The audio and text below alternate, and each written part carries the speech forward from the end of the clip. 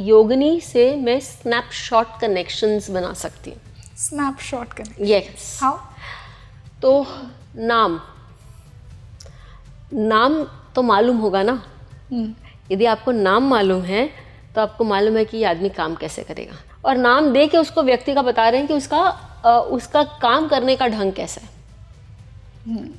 वैसे ही दशाओं से भी, योगिनियों से भी मालूम पड़ जाएगा कि वो काम कैसे करेंगी। एक सॉफ्टवेयर पे जाके अपनी योगिनी दशा खोली, उसे कैसे पता लगेगा on the basis of his और हर योगिनी दशा कि ये मेरी लाइफ का गोल्डन पीरियड चल रहा है, या फिर ये थोड़ा न्यूट्रल पीरियड है, या ये बहुत प्रॉब्लमैटिक पीरियड है और मुझे थोड़ा संभल के चलना चाहिए?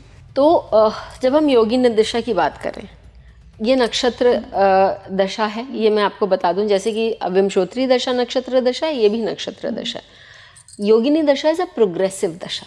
What do mean by progressive दशा? कि जैसे मैंने बोला कि सपोजिंग किसी का जन्म धान्या की नक्षत्र में, पुष्य के में हुआ है, तो वो धान्या में के अंतर्गत आता है।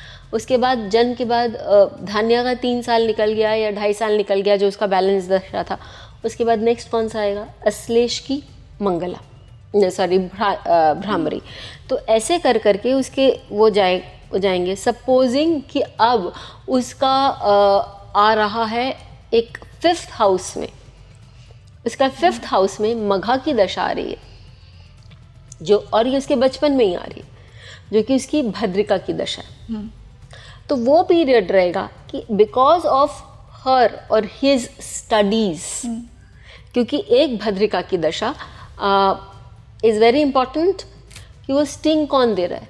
यदि वो मेरा 5म भाव में आया तो मेरे बच्चे से हो सकता, यदि मेरे 7म भाव में आया तो मेरे पार्टनर्स, चाहे वो प्रोफेशनल पार्टनर हो चाहे वो मेरे पर्सनल पार्टनर हो, यदि वो मेरे 9वें भाव में आया तो मेरे कुछ पूर्व कर्मों के कारण मेरे को वो प्रॉब्लम्स आ रही हैं।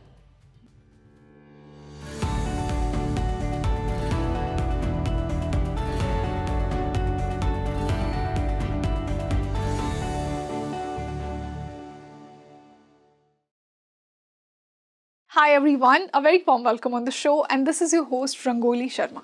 देखिए, जब हम थोड़ा सा एस्ट्रोलॉजी में डीपर जाते हैं तो नए नए कॉन्सेप्ट्स हमें देखने को मिलते हैं। अगर आप एक जेन्युइन ज्योतिष सीकर हैं तो आपको पता होगा कि दशाएं वो टाइम पीरियड है जब एक प्लैनेट आपकी ज़िंदगी में, आपकी लाइफ में अपना वो प्रॉमिस पूरा करने आता है। अगर अच्छे प्लैनेट की दशा चल रही है तो अच्छा आपको मिल जाएगा, अगर वो आपकी कुंडली में अच्छा प्लेस्ड है। अगर प्रॉब्लमैटिक है तो शायद संकट का समय आए।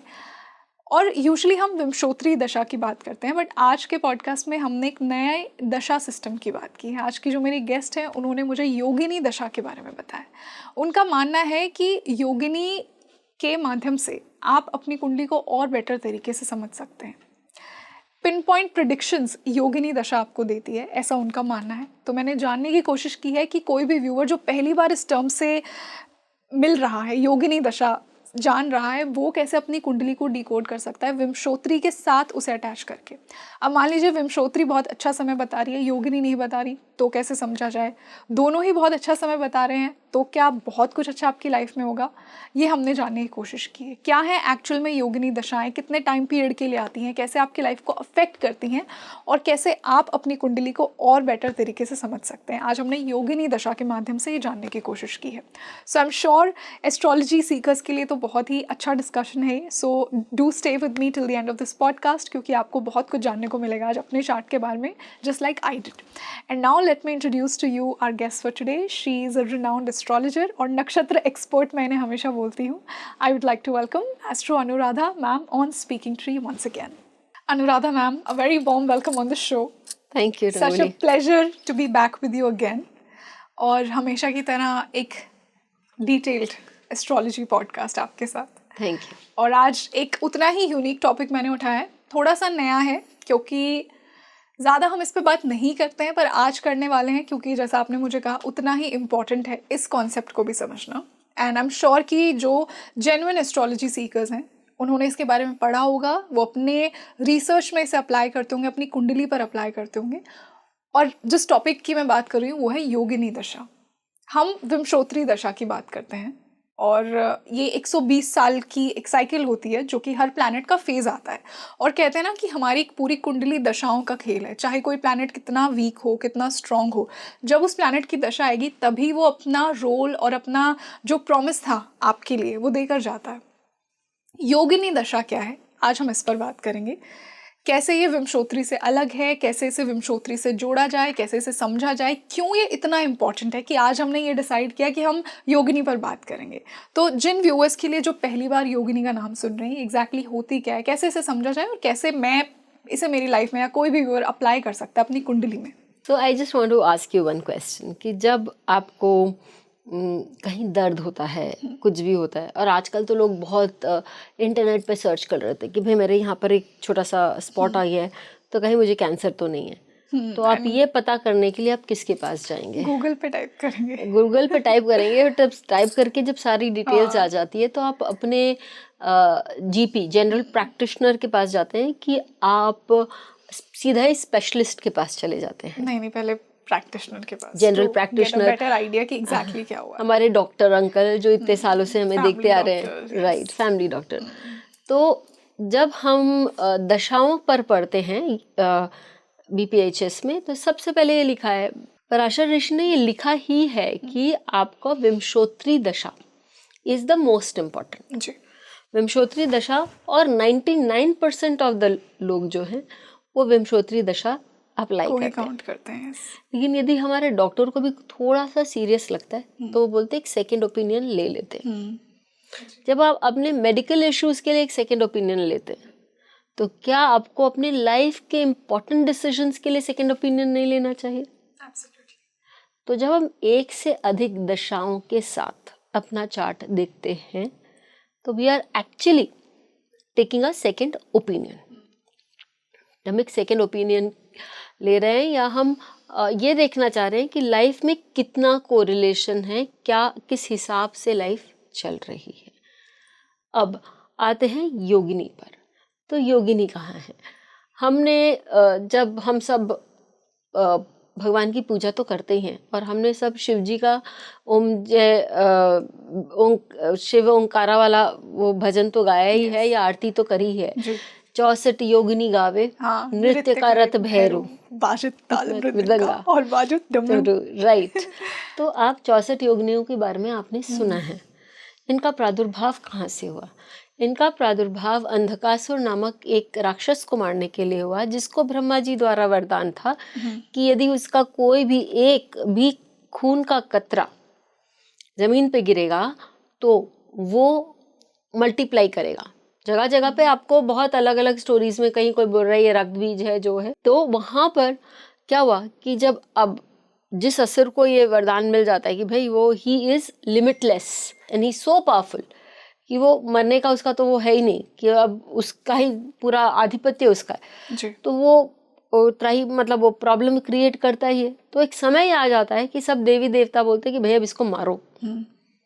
अब ये मरे ही ना, क्योंकि इसका जब भी खून का एक कतरा नीचे गिरे उससे असंख्य अंधकासुर हो जाए।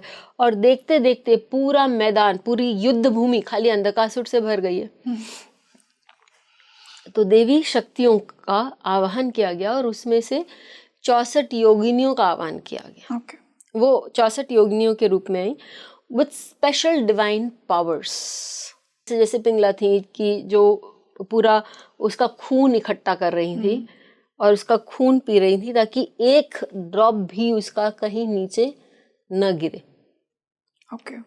ताकि वो लास्ट में मर जाए। ऐसे ऐसे करके ये सारी तो दे आर तो वो इसमें इतनी शक्ति होती है, इन योगिनियों में शक्ति है।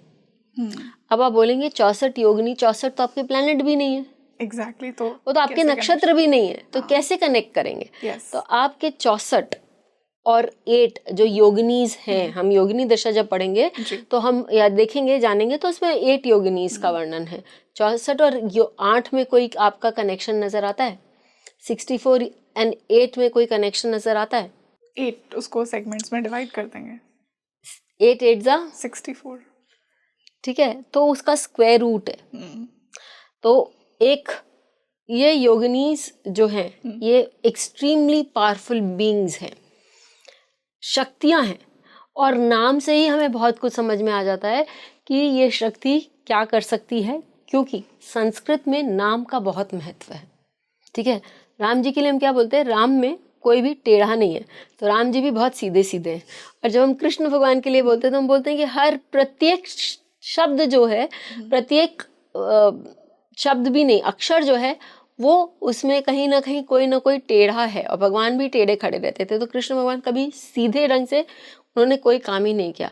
और कृष्ण का मतलब बहुत, जैसे कृष्ण का भी बहुत मतलब होता है, उसी प्रकार संस्कृत में हर शब्द का बहुत मीनिंग होता है, और हर मीनिंग इज एप्लीकेबल समवेयर और द अदर।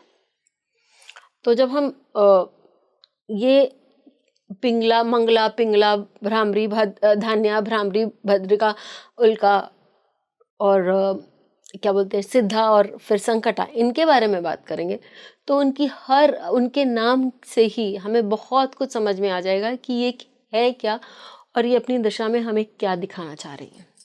ओके, तो मैम इनको समझा कैसे जाए, और कैसे कोई भी व्यक्ति जो ये पॉडकास्ट देख रहा है वो कैसे अपनी कुंडली में अप्लाई करेगा? क्योंकि हमें एक जनरल अंडरस्टैंडिंग, हम किसी भी ऐप पर खोलते हैं हमें विमशोत्री दशाएं दिखती हैं, so how do I make that connection with my कुंडली? बहुत सारी सॉफ्टवेयर्स में आपको योगिनी दशा भी दिखाई देगी, क्योंकि योगिनी दशा भी BPHS में मेंशन्ड है, और ये नक्षत्र दशा के अंतर्गत आती है, क्योंकि ये इससे आप नक्षत्र के अनुसार आप प्रिडिक्शन करते हैं। ठीक है, आप कनेक्शन कैसे बना रहे हैं? बहुत इजी कनेक्शन। इनफैक्ट योगिनी से मैं स्नैपशॉट कनेक्शंस बना सकती हूँ।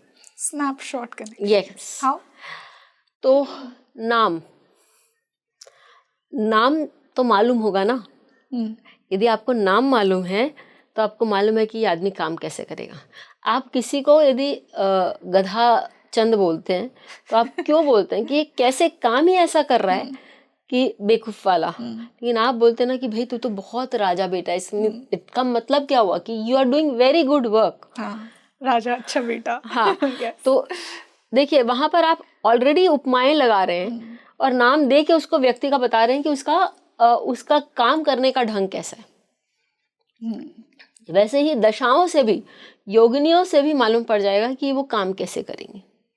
फॉर एग्जाम्पल मैं आपको बोल रही हूँ कि जब हम आपने कभी सुना होगा भद्र महिला या भद्र पुरुष, उसका मतलब क्या हुआ? अब भद्र, हम बंगाल में ना लोग बोलते हैं भद्रो लोग, या यहाँ भी हम बोलते हैं कि शिष्टाचार में रहो, भद्रता से काम करो। इसका मतलब क्या हुआ? सभ्य तरीके से। राइट, सभ्य, सम्मानित। तो जब भद्रिका की दशा आती है तो व्यक्ति जो है वो सम्मानित होता है। ओके। व्यक्ति जो है वो एक ऊंचे पद पर पहुंचता है। ओके। तो आप नाम से ही समझ रहे हैं कि क्या काम क्या होगा। अब संकटा की दशा आई। ओके। संकटा क्या बोल रही है आपको? संकट आएगा, स्ट्रगल आएगी लाइफ में। एग्जैक्टली। ओके।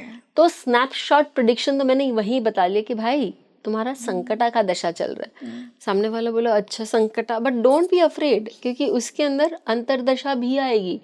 उसके अंदर भी आपकी सिद्धा की, आपकी धान्या की, आपकी मंगला की, आपके भद्रा की, ये आपकी अंतरदशा आएगी।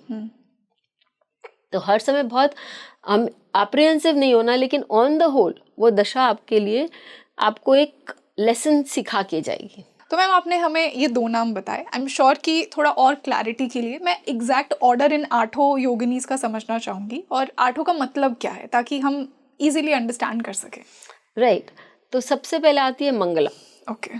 उसके बाद आती है पिंगला, उसके बाद आती है धान्या, उसके बाद आती है भ्रामरी, उसके बाद आती है भद्रिका, उसके बाद आती है उल्का, उसके बाद सिद्धा, और लास्ट में संकटा। क्रोनोलॉजिकल ऑर्डर से आते हैं, और इनकी जो दशा पीरियड है, क्योंकि जब आप विमशोत्री दशा देखते हैं तो सूर्य को 6 साल है, लेकिन उसके बाद आने वाला चंद्रमा उसको 10 साल है, उसके बाद आने वाला मंगल उसको 7 साल है। तो वहाँ कोई क्रोनोलॉजिकल ऑर्डर नहीं है।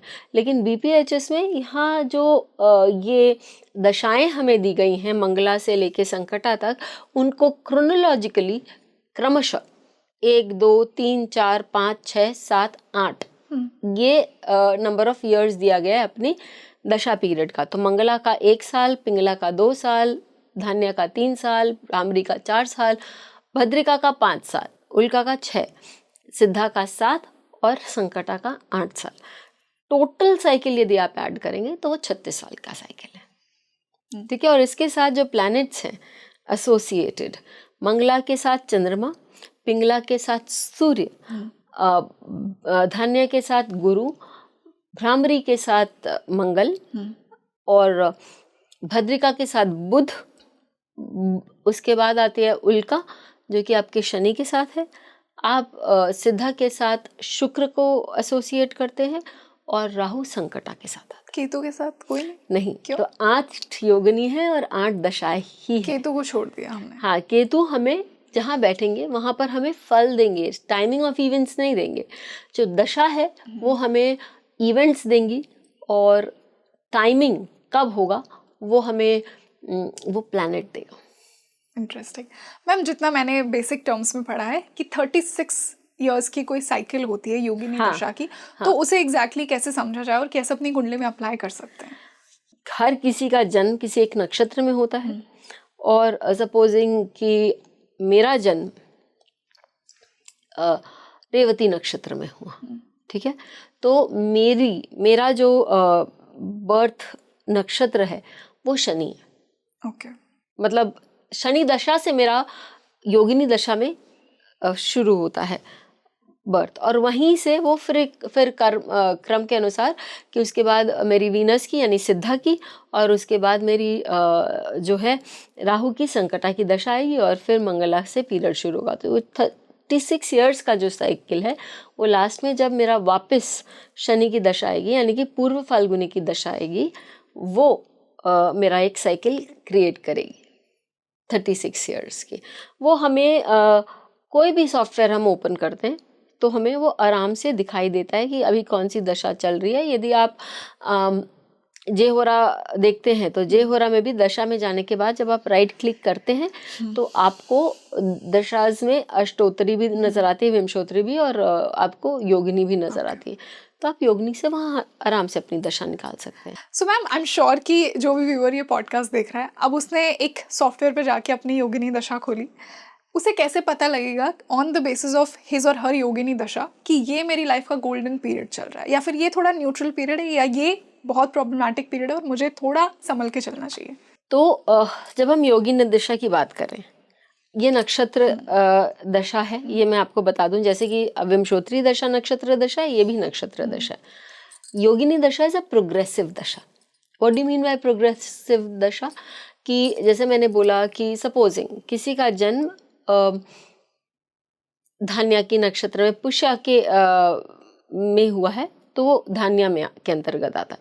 उसके बाद जन्म के बाद धान्या का 3 साल निकल गया या 2.5 साल निकल गया जो उसका बैलेंस दशा था। उसके बाद नेक्स्ट कौन सा आएगा? अश्लेष की मंगला, सॉरी भ्रामरी। तो ऐसे कर करके उसके वो जाएंगे। सपोजिंग कि अब उसका आ रहा है एक 5th हाउस में, उसका 5th हाउस में मघा की दशा आ रही है जो, और ये उसके बचपन में ही आ रही है जो कि उसकी भद्रिका की दशा है। तो वो पीरियड रहेगा कि बिकॉज ऑफ हर और हिज स्टडीज, क्योंकि एक भद्रिका की दशा इज वेरी इंपॉर्टेंट। यहाँ मैं डिविएट कर रही हूँ आपको बताने के लिए कि आप नाम से ही समझ रही हैं भद्रिका है। हाँ, सभ्य जो जैसे। हाँ, तो और वो आपको नेम एंड फेम दिखा रहा है। तो वो दशा यदि 5th हाउस से रिलेट हो रही है और मघा से, अगेन इट्स बेस्ड ऑन नक्षत्र, और नक्षत्र आई थिंक हम आपके पॉडकास्ट पे बहुत डिफाइन कर चुके हैं। तो मघा नक्षत्र है वो आपको एक प्लेसमेंट देता है। भद्रिका भी चाह रही है कि भैया आप थोड़ा सा अपलिफ्टमेंट हो जाए। 5th हाउस बहुत अच्छा है, तो वहाँ पर उस व्यक्ति को 5th हाउस आपका लर्निंग्स का हाउस है, बचपन में ही आ गया है, तो आपकी लर्निंग्स बहुत अच्छी होंगी और आपकी पढ़ाई के कारण आपका नाम और शोहरत मिलेगी। भाई ये बच्चा बहुत अच्छा पढ़ता है। और सपोजिंग आपके 5th हाउस में आई भद्रिका की दशा, इसको यदि मैं बोलूं कि मघा की ही भद्रिका है लेकिन आपके 37th या 38th ईयर में आई, अगेन चेंज है लेकिन वो 5th हाउस आपको बिग मनीज भी देता है, तो देश काल पात्र के अनुसार भी होगा। डेफिनेटली। क्योंकि आप ये मुझसे पूछेंगे ही ऑब्वियसली कि मैम ये प्रोग्रेसिव दशा है, आप बोल रहे हैं कि 36 साल के बाद तो वापस क्या वो वहीं जाके आएगा। मैम जैसा हमने बात की कि 36 इयर्स में योगिनी दशा का ये लूप फिर से आता है, तो जब फिर से एक इंसान की लाइफ में योगिनी दशा आएगी आफ्टर 36 इयर्स, तो क्या वो मैच्योर होकर आएगी या वैसे ही रिजल्ट्स मिलेंगे जो पहले आई थी? देखिए, आपने ये बहुत अच्छा क्वेश्चन पूछा। यदि मैं फर्स्ट ईयर में जैसी थी, क्या वो मैं अपने 37th ईयर, जो मेरा एक पूरा साइकिल क्रॉस करने के बाद, वैसी ही हूँ? No, absolutely not. ऑब्वियसली मैं बहुत, we all grown, we pass through situations, बहुत बदलाव आया है हमारे जीवन में। तो ऐसा क्यों? क्योंकि चंद्रमा जो है वो प्रोग्रेस कर रहा है नक्षत्र के थ्रू। यदि मेरा जन्म पुष्य नक्षत्र में हुआ है तो उससे 9th नक्षत्र, क्योंकि 8 नक्षत्र में एक साइकिल 36 ईयर्स का कवर हो रहा है जी। तो यानी मैं काउंट करके यदि बोलूं तो पुष्य, अश्लेषा, मघा, पूर्व फाल्गुनी, उत्तरा फाल्गुनी, हस्ता, चित्रा, स्वाति, ये यदि जिसका जन्म पुष्य में हुआ है उसके लिए एक पूरा साइकिल हो गया। जब 37th ईयर उस व्यक्ति का लगता है तो obviously I am taking this into account कि वो फुल नक्षत्रास है, मतलब पार्ट नक्षत्रास जो भी, तो 37th में उसका विशाखा शुरू हुआ है सपोज। तो विशाखा और पुष्य के क्या सेम गुण हैं? नहीं है, क्योंकि उनके देवता अलग हैं।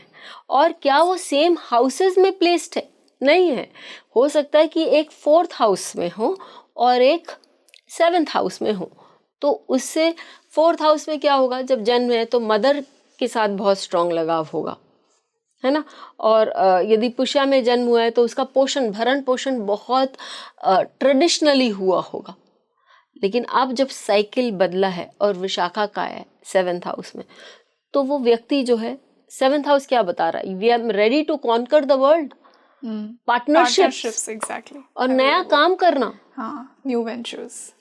तो उसमें जो व्यक्ति कर सकता है तो उसकी प्रायोरिटीज लाइफ में बदल जाएगी, क्योंकि नक्षत्र बदल गया है, प्रोग्रेशन हाउस बदल गया है, और ट्रांजिट्स भी बदल जाएंगे ना, वो भी अपने इफेक्ट देंगे। यस मैम, आपने मुझे इस पॉडकास्ट के स्टार्टिंग में ही कहा था कि ये जो 8 योगिनीज हैं ये अपने आप में डिवाइन एनर्जीज हैं, सुपर पावर्स हैं। तो इस पॉइंट को मैं थोड़ा और समझना चाहूँगी कि कैसे योगिनी दशा में मैजिकल पावर्स हैं, और ये मैजिकल पावर्स फिर जिस इंसान की जो योगिनी दशा चल रही है वो कैसे रिफ्लेक्ट होगी उसकी लाइफ में। राइट।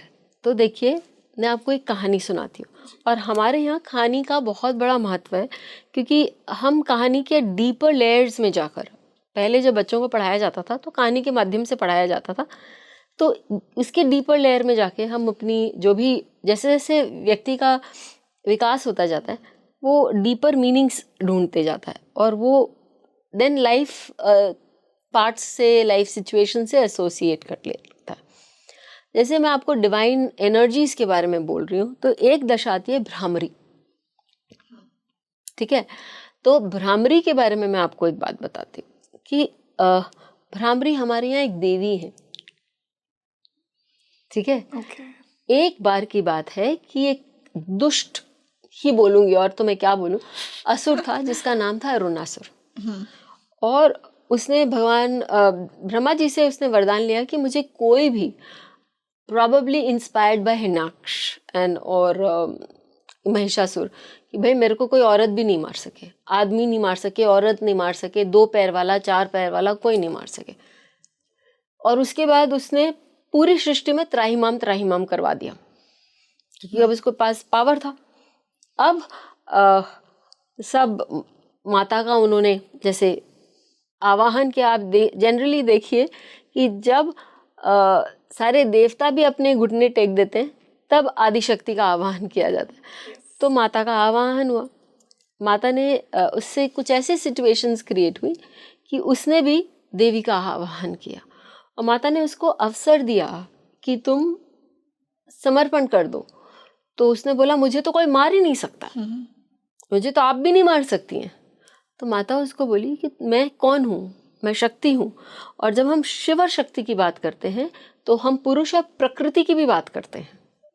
शक्ति जो हम अपने आसपास वाली शक्ति देख रहे हैं, चर अचर में जो शक्ति देख रहे हैं, वो प्रकृति भी है। और माता ने बोला कि तुम्हें इतना भी नहीं मालूम कि मेरे अनन्य रूप है, तुम्हें ऐसे कैसा लगा कि मेरे खाली 2 पैर और 4 पैर वाले लोग हैं? तो उनकी सेना में कौन आया? उनके अंदर से माँ she is the creative power, और वो उन्होंने हजारों लाखों की संख्या में भ्रमर यानी बीज एंड वॉस्प्स, यदि किसी को भी ने एक बार भी किसी मधुमक्खी या तातड़ा उसका यदि कभी भी एक स्टिंग लगा है ना, तो उसको मालूम है, उसको याद रहेगा लाइफ लॉन्ग। और हजारों की संख्या में, करोड़ों की संख्या में वो माता से, क्योंकि वो माता की ही स्वरूप है,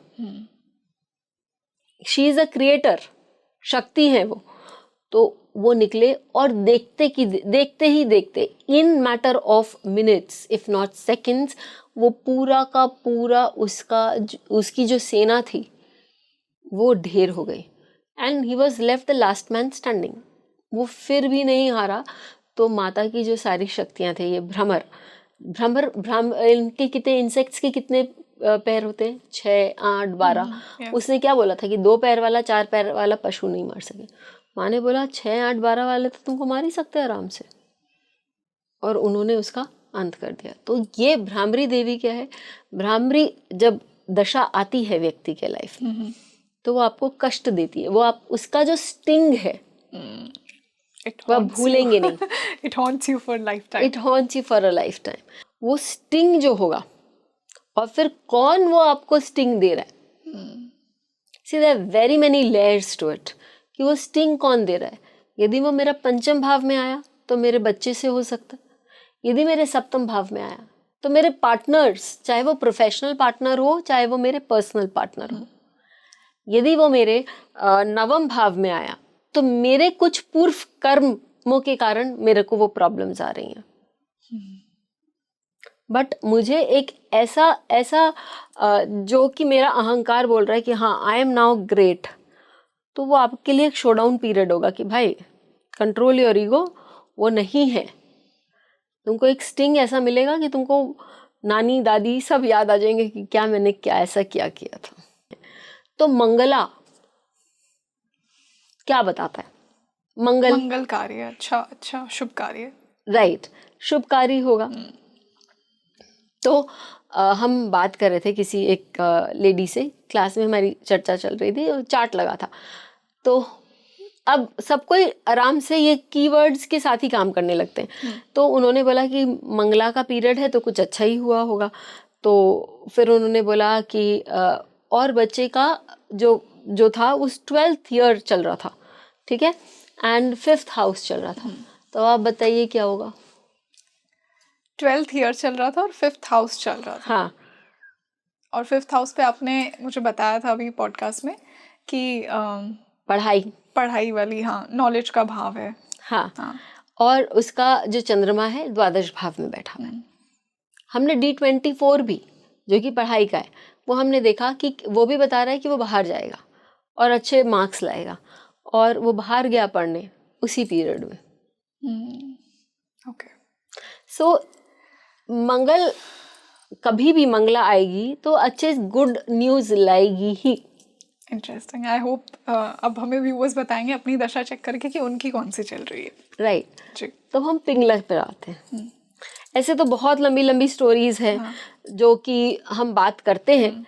एक छोटा आपको बताती हूँ, जो हमारी नाड़ियाँ होती है ना, उसमें एक पिंगला नाड़ी होती है। जी हाँ, बिल्कुल। और वो हीट की नाड़ी होती है। It increases the heat in your body और फ्रिक्शन इन योर बॉडी, वो ज़रूरी है। लेकिन पिंगला, जो मैंने आपको बोला कि पिंगला का भी अवतार क्यों हुआ था, वो खून पीने के लिए हुआ था ताकि एक ड्रॉप बूंद नीचे ना गिरे। तो इस पीरियड में व्यक्ति को घर्षण करना पड़ेगा, उसको लाइफ में फ्रिक्शंस का सामना करना पड़ेगा, और उसको जो प्रॉब्लम्स है उसके सल्यूशन आगे बढ़ के ढूंढ के उनको विदाउट एनी एक्सपेक्टेशन, कोई कि मेरे लिए ये काम वो कर देगा वो काम कर देगा, नहीं, मेरे को अपना काम करते हुए और अपने प्रॉब्लम्स को आगे सॉल्व करते हुए आगे बढ़ना। अब यदि हम धान्य की बात करें तो धान्य या धन से रिलेटेड दशा, धन मतलब से भी हो सकता है, और हम बोलते हैं ना हमारा घर धन धान्य से संपूर्ण हो, संपन्न हो, परिपूर्ण हो। परिपूर्ण हो।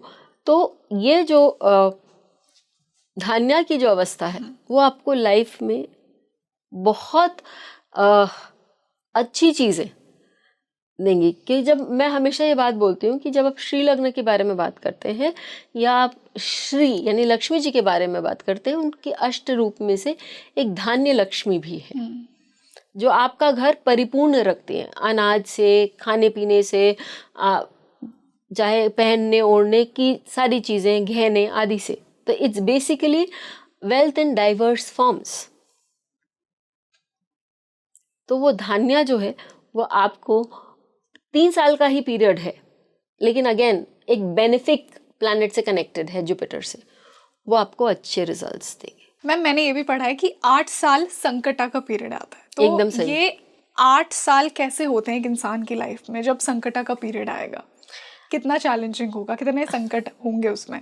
राइट तो नाम ही संकटा है, ये तो हम मान के चल रहे हैं। और तो एक चैलेंजेस है, क्योंकि मैं आपको बोल रही हूँ कि नाम से हमको बहुत कुछ मालूम पड़ता है, वो तो है। लेकिन आप बोलिए, आप ये एक बात बताइए कि आपने फिजिक्स पढ़ा है, उसमें फ्रिक्शन का कॉन्सेप्ट पढ़ा है। यस। आपको मालूम है कि जब लोग स्केटिंग रिंग पे जाते हैं तो चल क्यों नहीं पाते हैं, या हम पानी पे क्यों नहीं चल पाते हैं? क्योंकि उस समय, या स्नो पर भी हम क्यों नहीं चल पा रहे, लेकिन हम इंडिया में रहते तो हम पानी पे या स्केटिंग रिंग में क्यों नहीं चल पा रहे? क्योंकि वहाँ पर फ्रिक्शन नहीं है, फ्रिक्शन बहुत कमती हो जाता है, जिसके कारण हम अपने जो पैर जमा के नहीं चल पाते। और आप देखिए कि जो सॉकर प्लेयर्स हैं या जो भी प्लेयर्स हैं, टेनिस प्लेयर्स हैं, क्रिकेटर्स हैं, वो स्पाइक्ड शूज़ पहनते हैं। उनको फ्रिक्शन और बढ़ाना है ताकि उनको ग्रिप मिल सके। Friction is an important concept. Life में बढ़ने के लिए आपको फ्रिक्शन चाहिए। यदि मैं संकटा को इस तरह से देखूं कि वो मेरे लिए बहुत प्रॉब्लम कर रहा है, हाँ वो करेगा। मैं आपको आज का फर्स्ट चार्ट दे देती हूँ, विवेकानंद जी के चार्ट में। उनका जब संकटा का पीरियड चल रहा था, उनका जन्म हस्ता में हुआ। हस्ता भी संकटा के अंदर आता है। जैसे हमने इतनी बात करी कि वो प्रोग्रेस करके आता है, और वो आया उत्तर फाल्गुनी का, उत्तर आषाढ़ का संकटा। उस समय उनके लाइफ में बहुत स्ट्रॉन्ग उन्होंने कार्य करे हैं, एंड बहुत सारे प्रॉब्लम्स को सामना करते हुए उन्होंने कार्य करे। अपने एथिकल वैल्यूज जो कि उत्तर आषाढ़ से रिलेटेड हैं, उनको साथ में ले जाते हुए, क्योंकि वहाँ पर एथिकल वैल्यूज कॉम्प्रोमाइज करना बहुत इजी था, लेकिन उन्होंने नहीं किए, तो इसलिए उनको चैलेंजेस और भी फेस करने पड़े।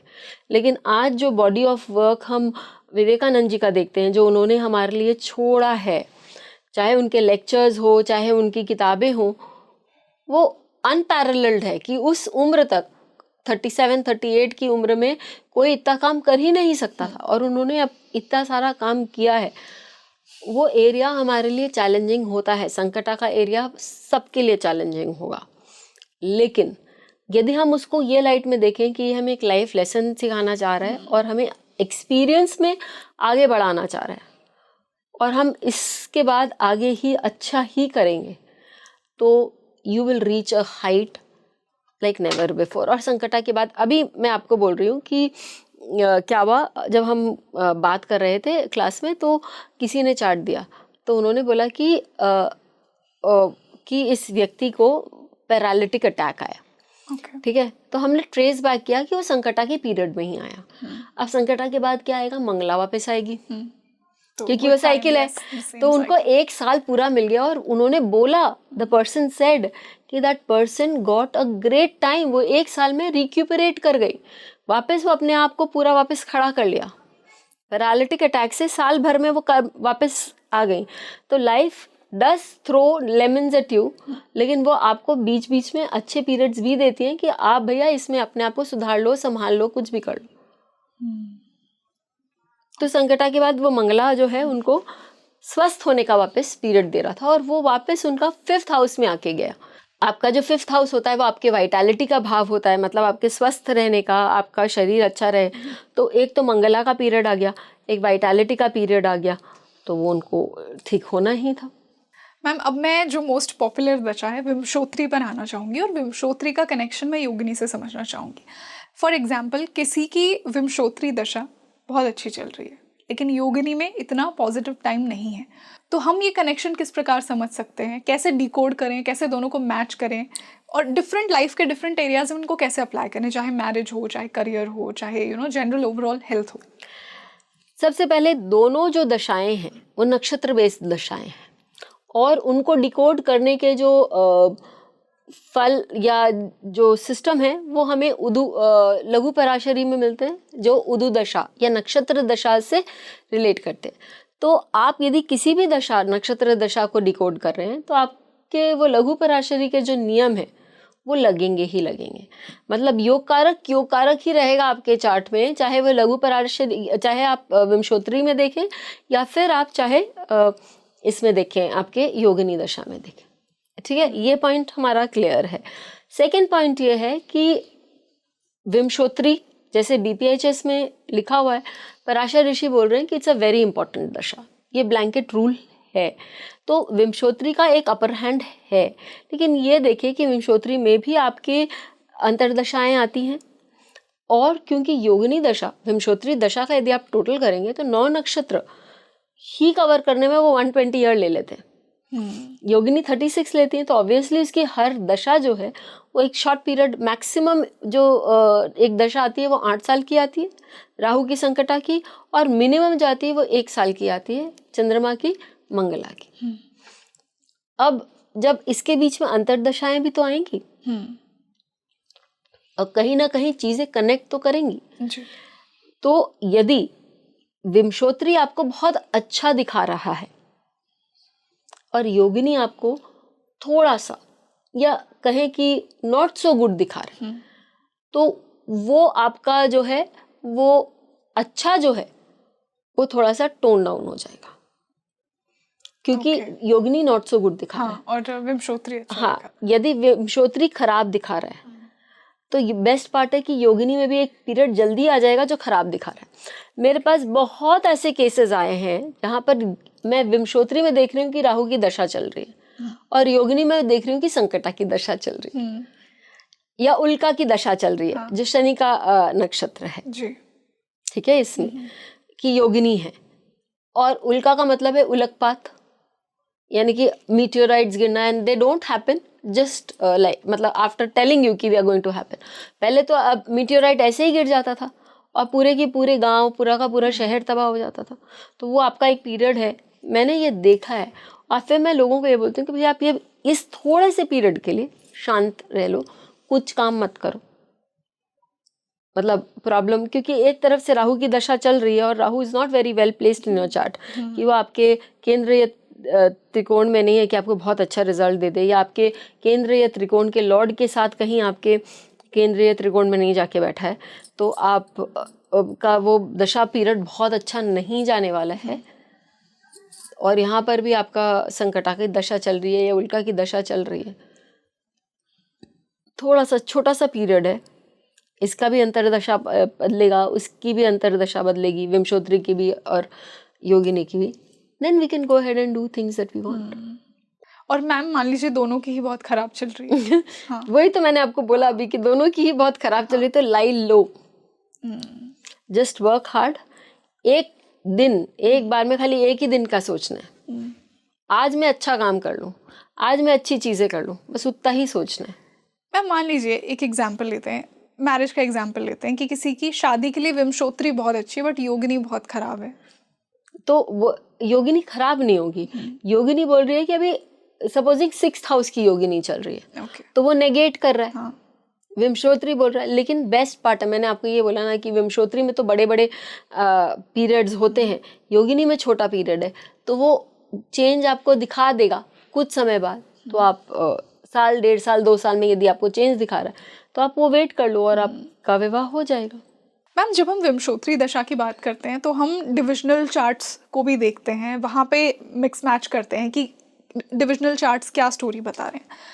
क्या योगिनी के केस में भी हम डिविजनल चार्ट्स को देखेंगे? एकदम। ओके। शायद अमिताभ बच्चन मेरे फेवरेट चार्ट हैं या मोस्ट यूज चार्ट है, तो इसलिए मैंने उनके चार्ट पे बहुत लगाया है। हमें बहुत मिल रहा है। यस, तो उनकी एक दशा चल रही थी, पिंगला की दशा, ये उल्का की दशा चल रही थी उनकी, उल्का अभी मैंने जस्ट आपको बोला कि उसमें उलकपात यानी ऑल ऑफ अ सडन एक बहुत बड़ा चेंज आता है उनके लाइफ में।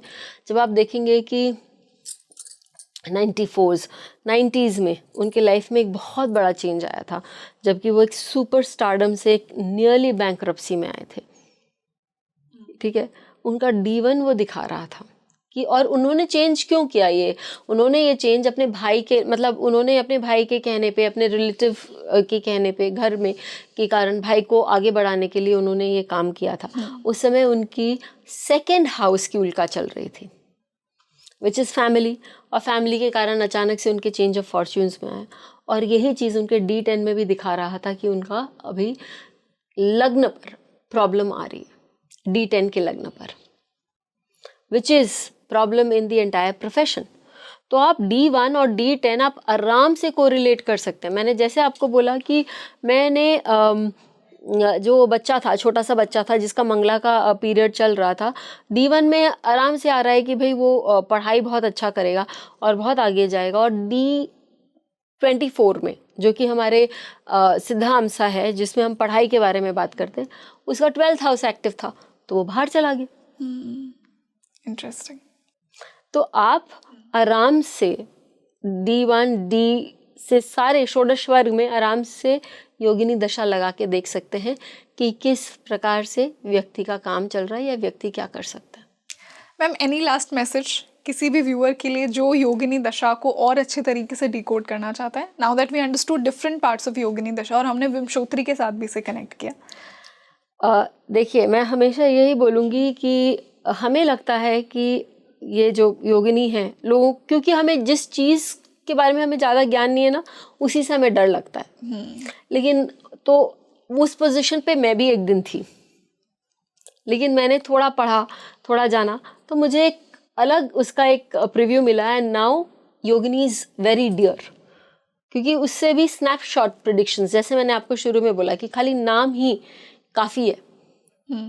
अब जब कोई भी भ्रामरी की बात करता है तो हम भ्रमर का स्ट्रिंग देखते हैं ना, तो वैसे ही हमें बहुत इजीली आंसर्स मिल सकते हैं। इसलिए योगिनी भी ट्राई करिए, योगिनी भी देखिए। थोड़ा सा आपको डिफ़िकल्टी होगा शुरू में, और कोई भी अच्छी चीज़ के लिए, कोई भी लास्टिंग चीज़ करने के लिए हमें थोड़ी सी मुसीबतों का, थोड़ी सी संकटों का तो सामना करना पड़ता है। But once you have it, once you master it, it's a feather in your cap. तो इट्स अ ब्यूटिफुल दशा, बहुत सुंदर दशा, बहुत ईजिली डिकोडेबल है। एंड आई होप कि इस पॉडकास्ट के माध्यम से आपको कुछ और आज नया सीखने को मिला, क्योंकि हमने एक बहुत डिफरेंट तरीके से एक डिफरेंट दशा सिस्टम को ही डिकोड किया। यूजुअली हम विमशोत्री की बात करते हैं। सो आई एम श्योर मैम कि जिस इंटेंशन के साथ हमने पॉडकास्ट शुरू किया था, to give something new and something more meaningful to our audience when it comes to astrology, it is fulfilled. So I am so grateful that you joined us today, and thank you so much for this wonderful discussion as always. Thank you so much. So you tell me in the comment section कि आपको आज का ये podcast कैसा लगा। जैसे मैंने starting में ही कहा था, थोड़ा सा आज हम कुछ अलग बात करने वाले हैं, but to give you new perspectives. I am sure कि अब आप थोड़ा और डिटेल में अपना खुद का चार्ट पढ़ेंगे। विमशोत्री के साथ साथ आपको और एक सपोर्टिंग दशा मिली है जिससे आप अपनी कुंडली को डिकोड कर सकते हैं। आज के पॉडकास्ट से आपकी जो भी क्वेरीज़ हैं या और भी कोई क्वेरीज़ हैं अपने चार्ट को लेकर, योगिनी दशा को लेकर, डिफरेंट और सिस्टम्स को लेकर, मुझे कमेंट सेक्शन में बताइए। मैं मैम से डिस्कस करके उन्हें आपके लिए ज़रूर डिकोड करूँगी, और मैं आपके लिए ऐसे ही एस्ट्रोलॉजी की मास्टर क्लासेस लेकर आती रहूँगी स्पीकिंग ट्री पर। This is your host Rangoli Sharma. I see you in another podcast. नमस्ते।